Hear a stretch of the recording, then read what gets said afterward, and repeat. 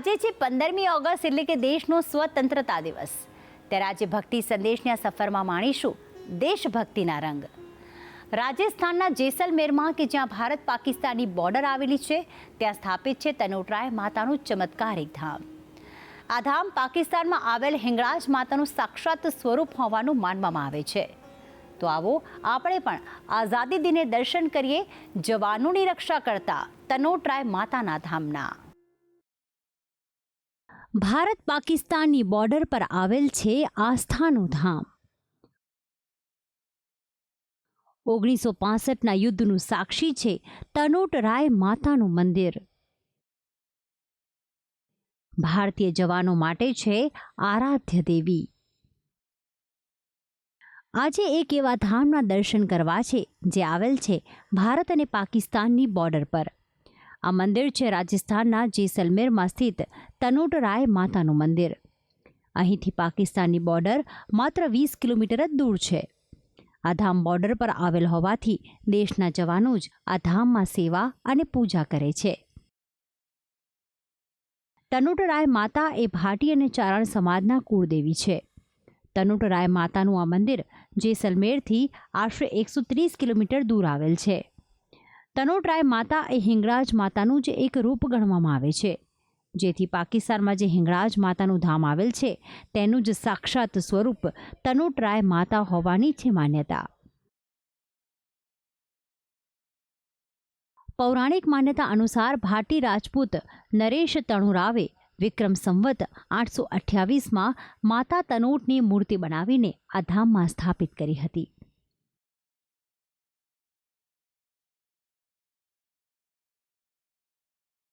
માતાજીના આ ધામમાં લોકોની તમામ મનોકામનાઓ પૂર્ણ થતી હોય છે। લોકો એક રૂમાલમાં પૈસા બાંધીને મનોકામના માનતા હોય છે, જે હંમેશા પૂર્ણ થાય છે અને મનોકામના પૂર્ણ થયા બાદ લોકો તે રૂમાલને ખોલીને તેમાંથી પૈસા કાઢીને મંદિરની દાન પેટીમાં નાખી દે છે।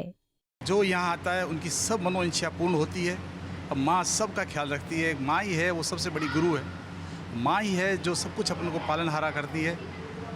मैं तो ये चाहता हूँ कि आज के कलयुग के अंदर सिर्फ माँ को आप याद कीजिए और कुछ मत कीजिए।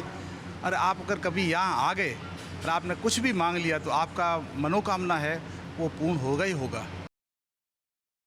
કેમ ખાસ છે આ મંદિર? ભારતીય જવાનો કરે છે માતાજીની પૂજા। માતાજીના ચમત્કાર છે દેશ વિદેશમાં પ્રચલિત। 1965ના યુદ્ધમાં 3000 બોમ્બ બની ગયા રમકડા સમાન।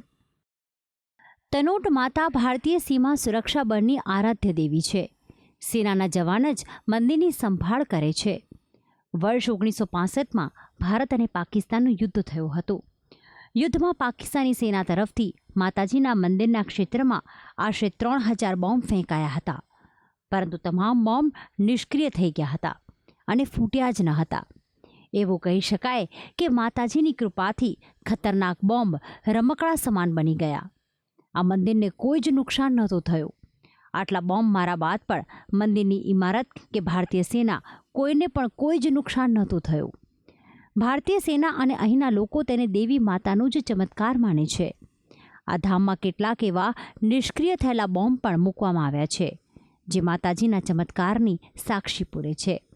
સામાન્ય લોકો પણ આ સંગ્રહાલયમાં મૂકેલા આ બોમ્બને જુએ છે અને માતાજીને નતમસ્તક થાય છે। દેવી માતાના મંદિરની સંભાળ ભારતીય સીમા સુરક્ષા બળ જ કરે છે। અહીં ભારત પાકિસ્તાન યુદ્ધની યાદમાં એક વિજય સ્તંભનું પણ નિર્માણ કરવામાં આવ્યું। આ સ્તંભ ભારતીય સૈનિકોની વીરતાની યાદ અપાવે છે।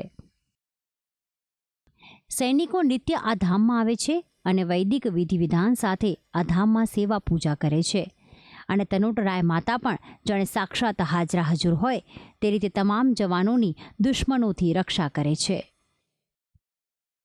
તનોટરાય માતાના ધામમાં થાય છે આરતી। ભારતીય જવાનો જ કરે છે માતાજીની આરતી।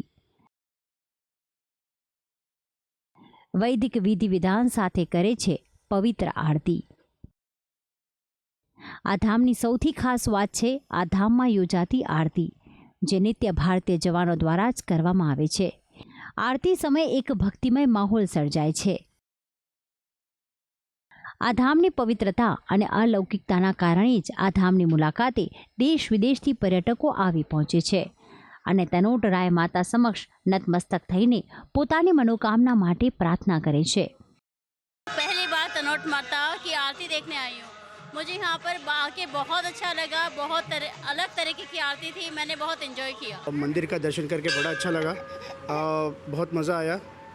यहाँ की हिस्ट्री सुनने में कि जो हमारी लड़ाई हुई थी पाकिस्तान के साथ और इस जगह का क्या इम्पोर्टेंस है, क्या महत्व है, ये सुन के बड़ा मज़ा आया.